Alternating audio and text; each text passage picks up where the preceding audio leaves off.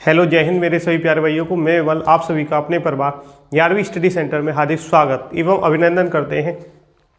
दोस्तों, जैसा कि आपको पता है आज 26 जनवरी है, यानी हमारा रिपब्लिक डे, गणतंत्र दिवस, जिसको हम लोग सेलिब्रेट करते हैं 26 जनवरी से। ठीक है, तो पहले तो आप सभी लोगों को 26 जनवरी की हार्दिक शुभकामनाएं। ठीक है, आपको और आपके सभी परिवार को हमारी तरफ से, हमारे परिवार की तरफ से आप सभी लोगों को बहुत बहुत बधाई। ठीक है, तो सबसे पहले हम लोग बात करते हैं 26 जनवरी, यानी आपका जो 26 जनवरी है वो कौन से नंबर का गणतंत्र दिवस हम लोग इस बार मना रहे हैं। तो आपका 76वें नंबर का गणतंत्र दिवस है। इसके मौके पर, ठीक है, इसके जो इतिहास है इसका, उसको हम लोग किस तरीके से, यानी क्या क्या इसका इतिहास रहा है गणतंत्र दिवस के पीछे, कैसे कैसे चीज़ें, ठीक है, हम यहाँ तक पहुँचे, तो उन सब चीज़ों के बारे में आज हम लोग डिटेल करते हैं। ठीक है, मेरा नाम है विमल।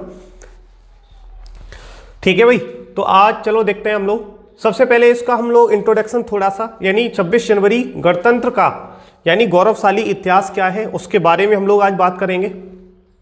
तो यहाँ पर देखो इंडिपेंडेंस, ठीक है, जो हमें थोड़ी सी, अगर हम स्टार्टिंग से, मतलब आपका जो 26 जनवरी 1950 जब हमारा संविधान लागू हुआ, उससे थोड़े से पहले हम लोग थोड़ी सी बात करेंगे, क्योंकि जिससे आप लोगों को समझने में थोड़ी सी आसानी हो। ठीक है, आपको पता है, जबकि अगर हम पीछे से देखें तो हमें जो आज़ादी मिली थी, हमारे देश को जो आज़ादी मिली थी वो 15 अगस्त 1947, यानी आपका जो इंडिपेंडेंस है, ठीक है, हम कब हो गए थे, 15 अगस्त 1947। लेकिन हम लोग 26 जनवरी को रिपब्लिक डे सेलिब्रेशन करते हैं। रिपब्लिक डे मतलब गणतंत्र। ठीक है, गणतंत्र का मतलब होता है जनता के द्वारा चुना हुआ जो व्यक्ति होगा, राष्ट्रपति होगा, वही क्या करेगा, इस देश पर शासन करेगा।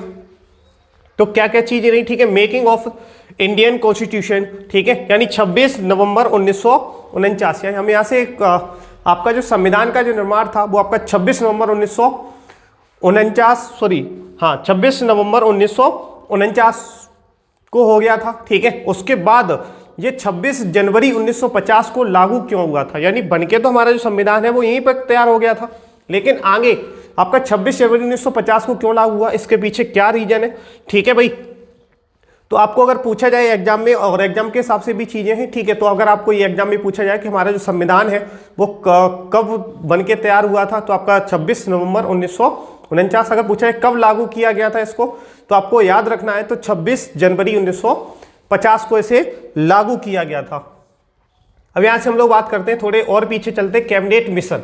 ठीक है, यानी आपको पता है सबसे पहले एक मिशन आया था जिसको हम लोग क्रिप्स मिशन के नाम से जानते हैं। ठीक है, यानी स्टैफोर्ड क्रिप्स की अध्यक्षता में। उसके बाद एक दूसरा मिशन और आया था जिसको हम लोग कैबिनेट मिशन, यानी आपकी इंग्लैंड के अंदर एक लेबर पार्टी थी, ठीक है, उस लेबर पार्टी के प्रधानमंत्री सर क्लीमेट एटली की सरकार बनती। उन्होंने पहले ये बोल दिया था कि अगर हमारी सरकार आती है तो हम भारत को आज़ाद कर देंगे।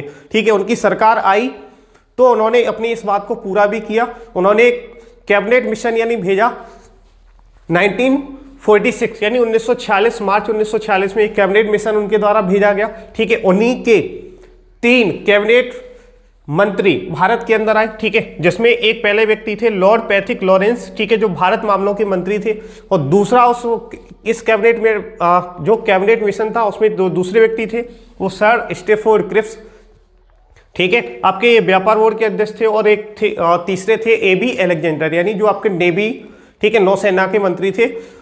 तो ये 3 व्यक्ति आए, और इसका जो मेन काम रहा, ठीक है, वो क्या था, यानी संविधान सभा का निर्माण करना है। और इन्होंने आके एक भारत के अंदर एक अंतरिम सरकार का गठन किया, अंतरिम सरकार का गठन किया, और ये कहा कि जो अंतरिम सरकार बनेगी उसी के द्वारा ही संविधान सभा का निर्माण किया जाएगा।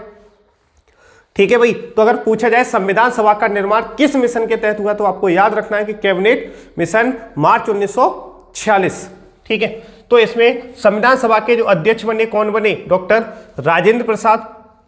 यहीं पे हम लोग बात करें संविधान सभा की जो प्रथम बैठक है, क्योंकि यहाँ पर आपकी लगभग जो टोटल बैठकें हुई कुल 11 बैठक हुई, उसमें सबसे पहली जो बैठक आपकी होती है वो आपकी हुई संविधान सभा की जो पहली बैठक थी 9 दिसंबर 1946। ठीक है, 1946 होगा, वही यहाँ माफी चाहता हूँ, यहाँ 1946-47 गलती से लग गया। ठीक है, इसमें डॉक्टर सच्चिदानंद सिन्हा को अस्थायी अध्यक्ष चुना गया। ठीक है, यानी आपके जो डॉक्टर सच्चिदानंद सिन्हा थे उनको क्या चुना गया, अस्थायी अध्यक्ष चुना गया। इसके लिए भाई मैं माफी चाहता हूँ, इसको थोड़ा सा मैं करेक्ट कर देता हूँ, 1 सेकंड का समय चाहिए मुझे। यहाँ आपका कितना है 46 है भाई, ठीक है 1946। इसमें डॉक्टर सच्चिदानंद सिन्हा को अस्थायी अध्यक्ष चुना गया। अच्छा, क्योंकि पहली बैठक थी और किस व्यक्ति को अध्यक्ष बनाया जाए, क्या बनाया जाए, तो ये एकदम से क्लियर नहीं था, ठीक है। तो फिर क्योंकि अध्यक्षता तो करनी थी, जब मीटिंग है तो उसकी कोई अध्यक्षता करेगा, तो उन्हें उनकी सीनियोरिटी के हिसाब से डॉक्टर सच्चिदानंद सिन्हा को क्या बना दिया गया, उस संविधान सभा का अस्थायी अध्यक्ष बना दिया गया, ठीक है। लेकिन जो दूसरी बैठक होती है 2 ही दिन बाद, यानी आपका 11 दिसंबर 1946 को दूसरी बैठक होती है। इसमें डॉक्टर राजेंद्र प्रसाद को स्थायी अध्यक्ष चुन लिया गया था, ठीक है। यानी तो संविधान सभा का स्थायी अध्यक्ष किसको चुन लिया गया, आपका डॉक्टर राजेंद्र प्रसाद को। तीसरी बैठक होती है, ठीक है, कब हुई, तो ये 13 दिसंबर 1946 के अंदर होती है। और इसमें जो आपके जवाहरलाल नेहरू थे, ठीक है, जो जवाहरलाल नेहरू उनके द्वारा इस संविधान सभा की तीसरी बैठक में संविधान की उद्देश्य का बोल सकते हैं, या बोल सकते हैं जो उसकी उद्देश्य प्रस्ताव था उसको रखा उन्होंने, ठीक है। और कुछ दिन के बाद वो क्या हुआ, पास हुआ जाके। फिर क्या क्या सारी चीजें हुई वो हम लोग पॉलिटी में बात करेंगे, लेकिन अभी आपके जानकारी के लिए इतनी हम लोग चीजें बताते चल रहे हैं, ठीक है। अच्छा, यहाँ पर हम थोड़ी सी एक और चीज ऐड करना चाहेंगे। जब हमारा संविधान, जब हम आज़ाद हुए थे, यानी जब हमारी संविधान सभा बनी 1946 के अंदर, तो इसमें सदस्यों की जो संख्या थी आपकी 389 थी। बाद में यानी जब हमारा भारत आज़ाद हो गया 1947, यानी 1947 के बाद, 15 अगस्त 1947 के बाद जब हमारा देश आज़ाद हो गया भाई, तो इसमें केवल सदस्यों की संख्या कितनी रह गई थी भारतीय संविधान सभा में, 299। बाद बाकी कहाँ चले गए, तो क्योंकि पाकिस्तान का जन्म हो चुका था, इससे पहले पाकिस्तान, ना बांग्लादेश और ना पाकिस्तान का कोई जन्म नहीं हुआ था, ठीक है। उसके बाद जब पाकिस्तान का जन्म हो गया, उसके बाद क्योंकि पाकिस्तान अलग हो गया भारत से टूटने के बाद, और भारत में तो कितने सदस्य रह गए, 299, ठीक है। तो इतना याद रखना होगा, ठीक है।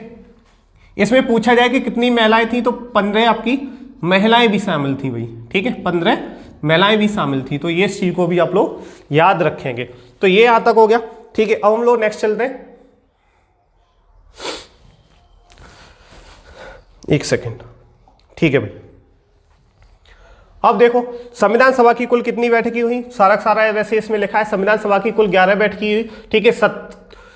11 सत्रों में 165 दिन तक बैठकें चली। पूछा जाए कि कितने दिन बैठक हुई, तो कुल अगर टाइम देखा जाए तो 165 दिन, ठीक है। लेकिन कुल कितनी बैठकें हुई, 11 बैठक हुई और टोटल 165 दिन। इसमें कुल 299 सदस्य थे, जिनमें से 15 महिलाएं शामिल थी, ठीक है। और इस पर जो बाद में, यानी आपका जब 26 नवंबर 1949 को जो संविधान बनकर तैयार हुआ, तब उस पर जो हस्ताक्षर हुए 284 व्यक्ति के, यानी हमने बोला था संविधान सभा में जो व्यक्ति थे वो कितने थे, 299, लेकिन साइन सिर्फ कितने व्यक्तियों की हो, 284, और कहाँ गए, तो और लोगों की तब तक डेथ हो गई थी, ठीक है, तो उनकी मृत्यु होगी, इसकी वजह से उस पर सिर्फ जो साइन हुए 284। तो ये आपको याद रखना है, ठीक है। संविधान पर हस्ताक्षर किए 26 नवंबर 1949 को, जो हमारा संविधान है उसको अंगीकृत, अधिनियमित और आत्मार्पित किया गया, ठीक है भाई। तो ये है, इसीलिए हम हमेशा 26 नवंबर, सॉरी ये यहाँ जनवरी गलत हो गया, यहाँ जो आपका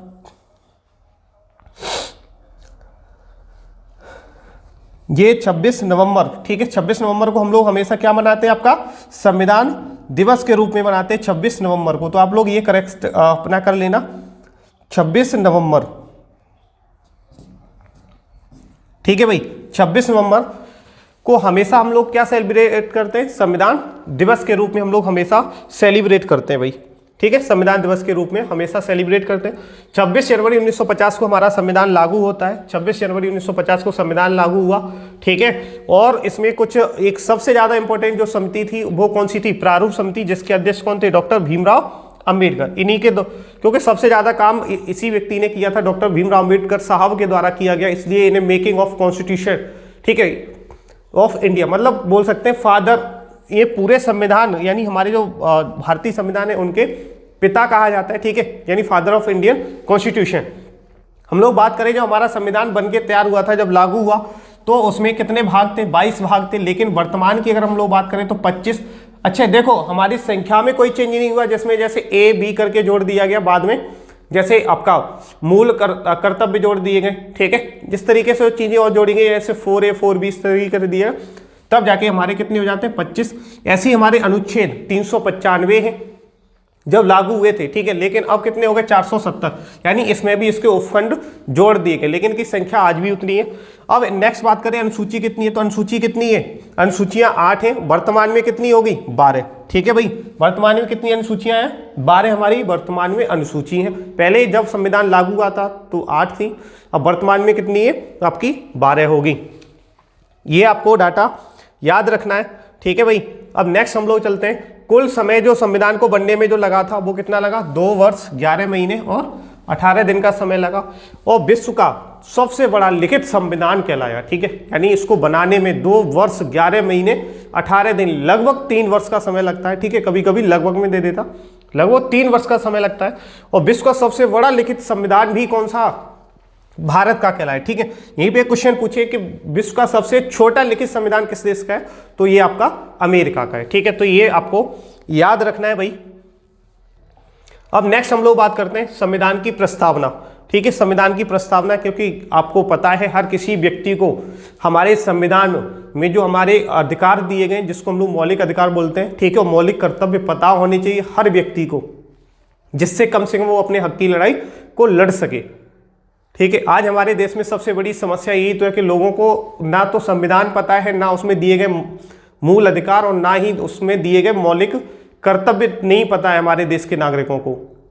हम तो ये चाहते हैं भाई कि हर बच्चे को, यानी ये परमानेंट, मतलब एक पूरा का पूरा टॉपिक बनाया जाना चाहिए आपके सिलेबस में, उसको पढ़ाया जाना चाहिए कि कौन कौन से ये हमारे, चाहे वो देखो चाहे साइंस बैकग्राउंड का हो चाहे आर्ट बैकग्राउंड का हो, उसको अपने मौलिक अधिकार, हमारा संविधान पता होना चाहिए भाई, ठीक है। तो इसमें हमारी जो प्रस्तावना है उसको हम लोग पढ़ते हैं। हम भारत के लोग भारत को एक संप्रभु, प्रभुत्व संपन्न, समाजवादी, पंथ निरपेक्ष, लोकतंत्रात्मक गणराज्य बनाने के लिए तथा उसके समस्त नागरिकों को सामाजिक, आर्थिक और राजनीतिक न्याय, विचार, अभिव्यक्ति, विश्वास, धर्म और उपासना की स्वतंत्रता, प्रतिष्ठा और अवसर की समानता प्राप्त कराने के लिए तथा उन सब में व्यक्तियों की गरिमा तथा राष्ट्र की एकता और अखंडता सुनिश्चित करने वाली बंधुता बढ़ाने के लिए दृढ़ संकल्प होकर अपने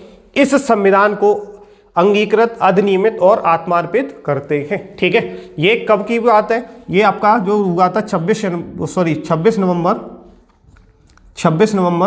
1949 को, ठीक है। 26 नवंबर 1949 को हमारा संविधान क्या कर लिया गया था, एडॉप्ट कर लिया गया, ठीक है।